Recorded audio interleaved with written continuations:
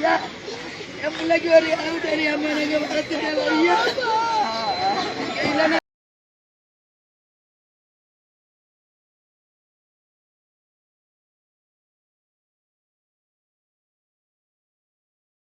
மூன்று 10க்கு தஞ்சாவூர் தீயணைப்பு நிலையத்திற்கு எங்களுக்கு இந்த அழைப்பு வந்தது.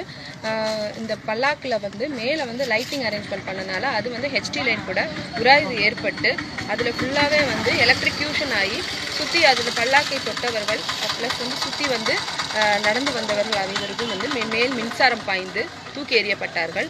எங்கள் ஊர்தி 10 பேரை மீட்டு 108 ஆம்புலன்ஸ் மூலமாக அனுப்பப்பட்டோம். எனக்கு பயந்து சொல்றா